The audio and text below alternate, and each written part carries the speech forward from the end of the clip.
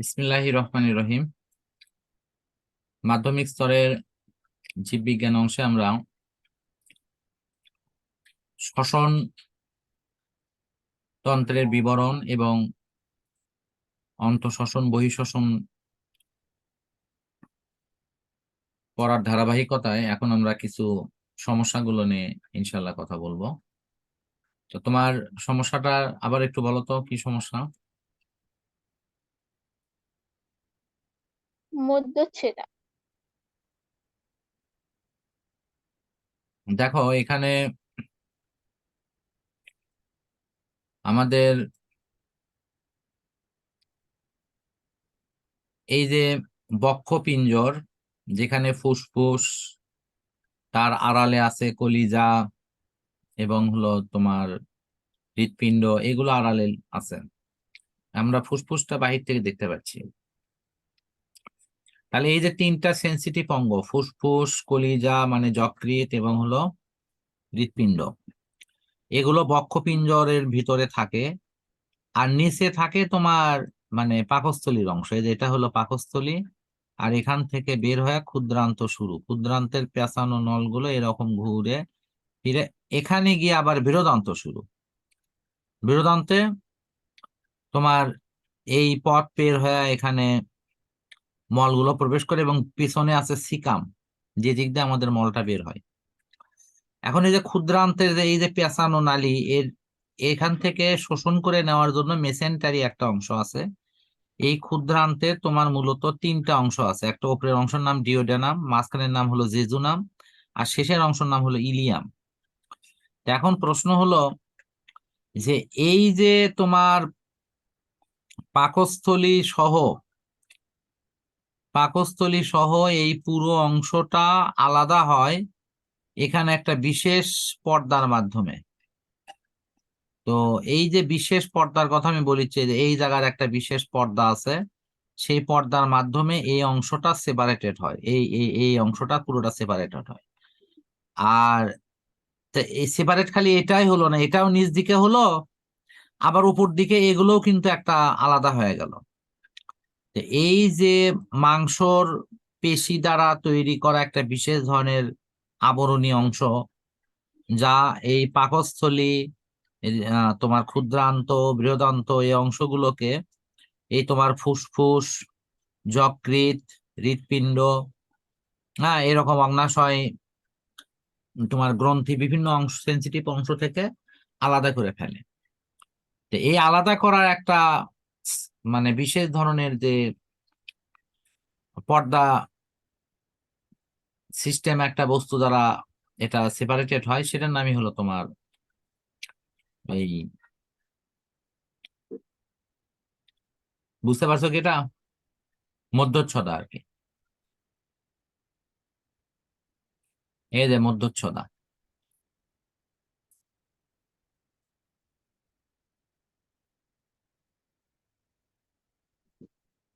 মানে মূল কথা হলো আমাদের ভেতরের জগৎ, এটা একটা জগৎ যার মূল উপকরণ থাকে হলো যকৃৎ, ফুসফুস এবং হৃৎপিণ্ড। আর নিচে আছে কি পাকস্থলী, ক্ষুদ্রান্ত, বৃহদান্ত, এই তিন অংশ। আর এখানকার এই তিন অংশ মাঝখানে একটা বিশেষ আবরণ দ্বারা আলাদা করা থাকে, ওর নামই হলো মধ্যচ্ছদা। ক্লিয়ার? হুম। এই মধ্যচ্ছদার আরেকটা ভূমিকা আছে, সেটা হলো তোমার এইটা যখন উপরের দিকে সংকুচিত হয় তখন আমরা শ্বাস ছেড়ে দেই, মানে এটা নিঃশ্বাস হয়, তখন নিঃশ্বাস হয়ে বের হয়ে যায়।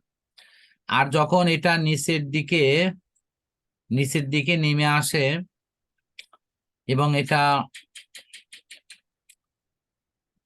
এক ধরনের সংকোচন হয়, তখন এই ভিতরের অংশটা, ভিতরে প্রচুর জায়গা তৈরি হয় এবং এই ফুসফুসটা তখন বড় হয়ে যায়, স্ফীত হয়।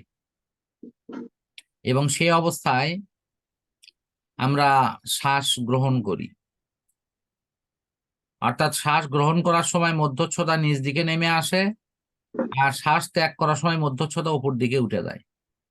ফলে এটা এক ধরনের এই ভিতরের বায়ুগুলোকে বের হওয়া এবং ভিতরে ঢোকার উভয় ক্ষেত্রে এটা একটা ব্যালেন্স ধরনের সহযোগিতা করে।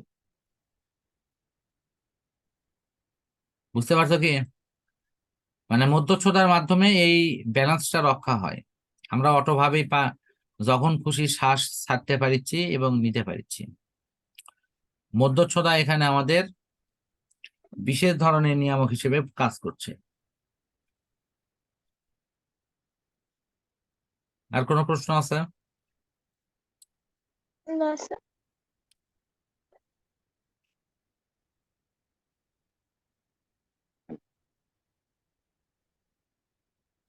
এগুলো মনে হয় পড়াইছিলাম না? হ্যাঁ। আজকে কি এই শ্বাসক্রিয়া থেকে শুরু হবে?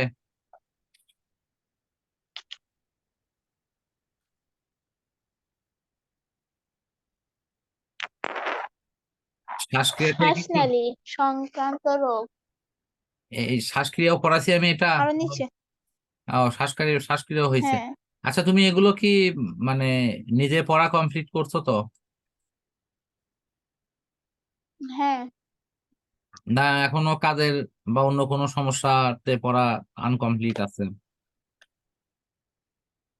না করছি, আচ্ছা, ঠিক কাল আছে। এটা করে কমপ্লিট।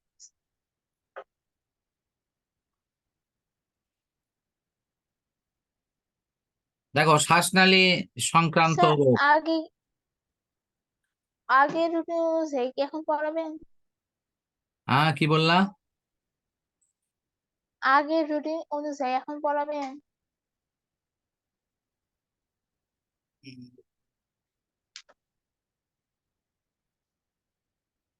শ্বাসনালী সংক্রান্ত বিভিন্ন অসুখ নিয়ে আজকে আমরা পড়বো। ফার্স্ট আছে অ্যাজমা বা হাঁপানি।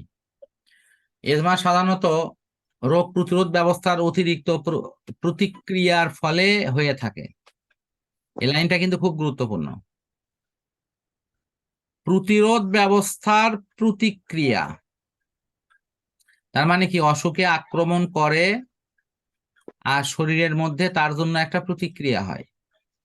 সেই প্রতিরোধ ব্যবস্থার অতিরিক্ত প্রতিক্রিয়ার ফলে এই ধরনের প্রবলেমটা তৈরি হয়। ফুসফুসে যখন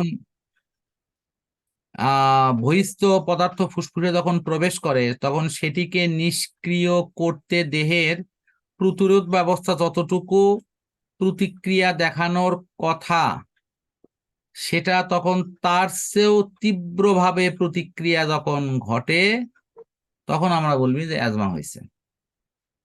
তার মানে ধরো, মানে সাধারণ মানুষের শরীরে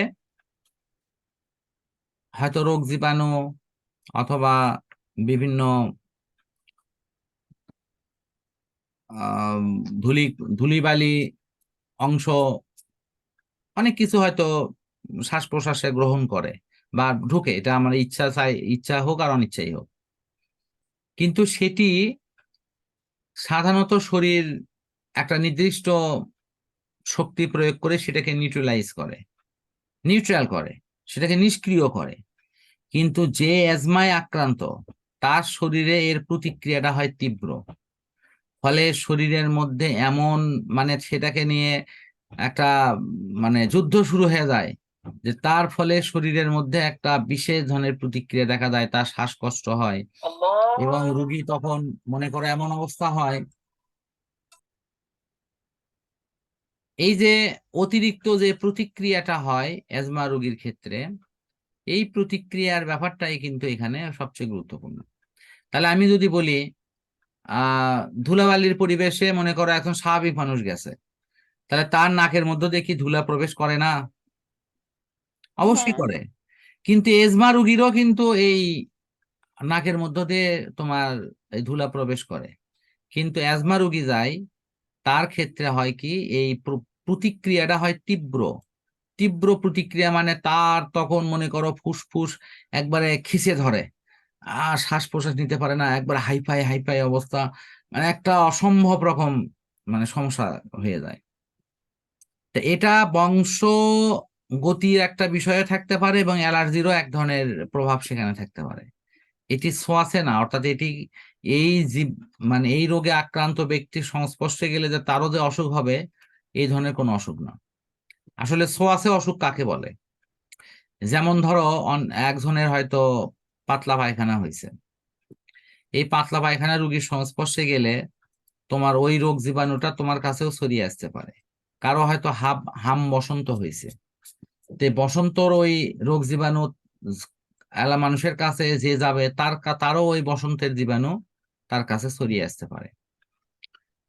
যেমন ধরো এই যে করোনার কথা বলা হচ্ছিল, কোভিড-19, সেটা ওই রোগীর সংস্পর্শে যারাই যাবে তাদেরই কিন্তু করোনা হওয়ার ঝুঁকি তৈরি হবে।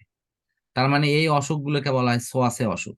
ছোঁয়াচে মানে যার যে অসুখগুলো কারো সংস্পর্শে গেলে রোগীর শরীর থেকে সাধারণ মানুষের শরীরে পার হয়ে আসে, সেই বিষয়টাই হলো ছোঁয়াচে।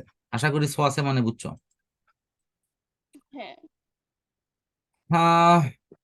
কারণ কিছু কিছু খাবার আছে যে খাবারে প্রচুর অ্যালার্জি থাকে, যেমন চিংড়ি মাছ, গো মাংস, ইলিশ মাছ, এবং বায়ুর সাথে ধোঁয়া, ধুলাবালি, ফুলের রেণু ইত্যাদি শ্বাস প্রশ্বাসের সাথে গৃহীত হওয়ার সাথে সাথেই ওই হাঁপানি যার আছে তার কিন্তু শ্বাসকষ্ট শুরু হয়ে যাবে। এর বাহির আ ফুলের রেণু। ফুলের রেণু হলো ওই যে আম বায়ুর মাধ্যমে পরাগায়ন হয়, এটা জানো কি? এই যে তোমার না। গম গম তারপরে ধান, এগুলোর পরাগায়ন বায়ুর মাধ্যমে হয়। অর্থাৎ ওই গম যখন ফুলে যায় অথবা ধান যখন ফুলে তখন দেখো ধানের সাথে একটা সাদা সাদা অংশ কিন্তু ওর সাথে লেগে থাকে। তো হ্যাঁ। এটা, হ্যাঁ, এটা ওই ধানের ওই যখন বাতাস বয়ে যায় তখন ওই সাদা সাদা অংশগুলো ওই ধানের এক অংশ থেকে আর এক অংশে লাগে। যখনই লাগে তখন তাদের মধ্যে পরাগায়ন হয়, আর যাদের এই পরাগায়ন হয় তারাই হয় হলো উপযুক্ত শস্য, আর যাদের মধ্যে পরাগায়ন হয় না তখন তারা চিটা হয়ে যায়। চিটা বোঝো তো? মানে ধানের ধানের হ্যাঁ। ওই হ্যাঁ। খোসা আছে কিন্তু ওর মধ্যে কোনো ইয়ে নেই। হ্যাঁ। আচ্ছা, এই এই জিনিসটা। তো এখন দেখো এখানে বলা হচ্ছে যে এই রুগীর লক্ষণ কি? হঠাৎ শ্বাসকষ্ট বেড়ে যাওয়া, রুগী খুবই জোরে জোরে শ্বাস নেওয়ার চেষ্টা করে কিন্তু বুকের মধ্যে তখন সাই সাই শব্দ হবে, আর বায়ুথলিতে ঠিক মতো অক্সিজেন সরবরাহ বাধাগ্রস্ত হলে মানে হয়, যে কারণে জন্য রুগীর খুব কষ্ট হয়। কখনো কখনো কাশ হবে, কাশের সাথে তোমার কফ পড়বে। সাধারণত জ্বর থাকে না। শ্বাস নেওয়ার সময় রুগীর পাঁজরের ভিতরের দিকে মাংস সব নামিয়ে যাওয়ার চেষ্টা করবে এবং রুগী খুবই দুর্বল হয়ে পড়বে। এগুলো হলো লক্ষণ। কফ মানে কি মানে ওই যে কাশ কাশি কাশ পড়ে হচ্ছে? নাকে হ্যাঁ। করেছি কিন্তু কাশ কাশ বের হয়ে এলো, ওটার নাম হলো কফ। হ্যাঁ। প্রতিকার: এই রুগীর চিকিৎসা কিন্তু পুরোপুরি নিরাময় হবে না, কিছু কিছু খাবার খেলে বা ওর চিকিৎসা নিলে আরামপ্রদ মনে করবে। ঠিক আছে, যে সমস্ত জিনিসের সংস্পর্শে গেলে এই রুগীর এই প্রবলেম গুলো হবে সেই সমস্ত জিনিসের সংস্পর্শ থেকে তাকে দূরে থাকতে হবে। এই যে পান পাতা জর্দা এই জাতীয় খাবার থেকে তাকে সরে দূরে দূরে থাকতে হবে। প্রতিরোধের মধ্যে আছে স্বাস্থ্যকর পরিবেশে বসবাস করা, বায়ু দূষণ যুক্ত অবস্থান থেকে দূরে সরে থাকা, এবং প্রয়োজন মতো ডাক্তারের পরামর্শ ক্রমে ওষুধ গ্রহণ করা এবং প্রয়োজনীয় ওষুধ সঙ্গে রাখা। এগুলো এর প্রয়োজনীয় চিকিৎসা।